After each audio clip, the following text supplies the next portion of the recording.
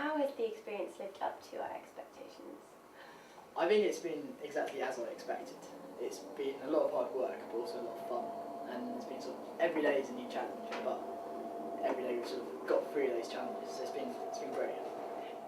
I mean, obviously it wasn't just your expectations. I mean, your candidacy last year did cause a lot of excitement. You were a well-known figure around campus. Yeah. Do you think you've managed to live up to all the hype that there was this time last year?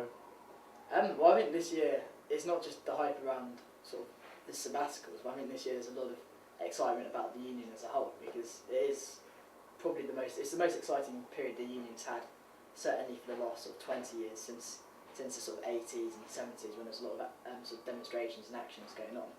And I think there's a lot to really look forward to, and I think we'll reap the benefits of our year next year.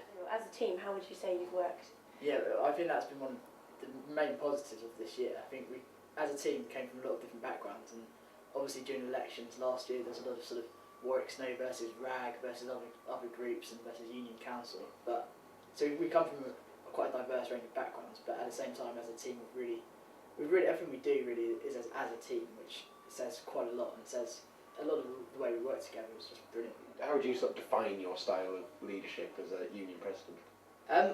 I'm quite laid back, I think.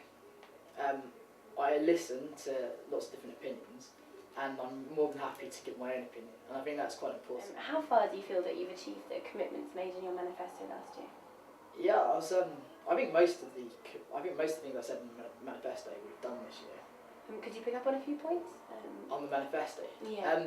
It's been ages since I looked at it, actually. Well, there's things such as, I suppose, things like recycling bins, energy-saving bulbs around campus. Those things have been achieved, as have the removal of cover sheets from printouts in the library and other computer rooms.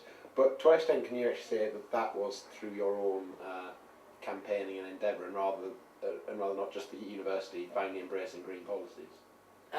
Well, print paper, that was, I can show you emails to prove that.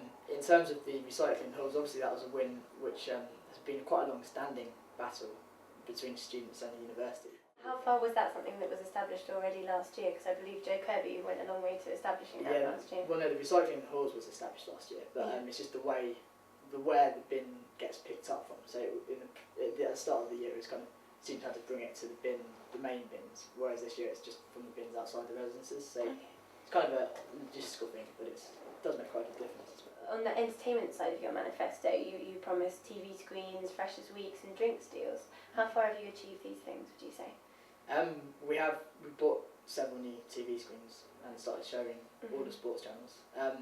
In terms of drinks deals, this year we felt it was quite important to have drinks deals, and so kind of the vast majority of our events now do have an offer on, and there's quite a few reasons for that. One is that students have a lot less money, and also all of the other places where students are likely to actually go out, they all have deals on, so we felt it's quite important for the student union to also have deals. In terms of the final one, which is Freshers Week, that's something which we're still working on.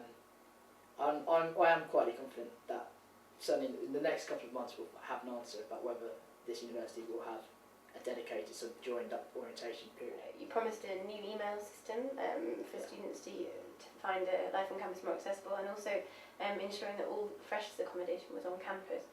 How far have you gone towards achieving these things? The email system is actually something quite interesting, and it's something that actually not myself, actually pitched the communications officer. It kind of falls under his bag a bit more, and it is something which the university are in quite advanced stages of talks with quite leading companies around a new student email system. On a similar point, one of the things that you campaigned on, I'm sure as someone who was involved in organising big trips like ski tours, you campaigned on for less bureaucracy for clubs and societies. Do you think much progress has been made on that? Yeah, a lot of the progress there was made at the start of the year. So training, the way the training works for exec members completely changed this year. Certainly for sports clubs it was all done in a 2-hour session for all of the exec members, and for societies it was done slightly differently from that, but it was still very different from the year before. One of the more contentious points of your manifesto was to sort of ensure that postgraduates felt that they were included within the union, and there's certainly been several points come up this year for RaW News whereby there's been very little sort of outreach towards postgrads. Has this been a failing point of the manifesto, would you say, or what work has gone towards that? I think engaging postgrads it's it was one of the hardest points of the manifesto, and in terms of what we tried to do this year, I think one of the things that we need to make clear is make postgraduates aware that the student union is there for them as well. And a couple of things, one of the things we've done with the NUS this year is the way postgraduates are represented at a national level.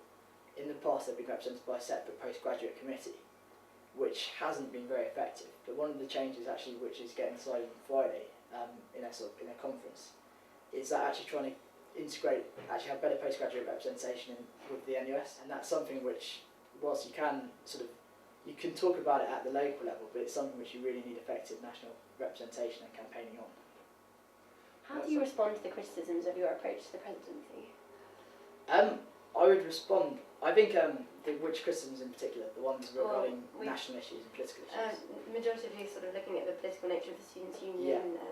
I think it's my view on politics and the students' union is that the students' union should be there to cater for all political views, which it is. So we have society, we have a conservative society, we have a Labour society, a socialist society, etc. And I think that's great. And my view is that, and also lots of campaigning societies on a huge range of different issues. And my view is that that is part of the student union. So the work they do in campaigning is the work the student union does, because we're supporting them, we'll provide all the resources, any help and advice that anyone needs. I mean, from any side, if anyone came to my office, from any side of any argument, I would help them. And so I don't think the student union can represent all students and represent its entire membership, which is sort of close to 20,000, if it takes major political stances on issues which have two arguments for and against.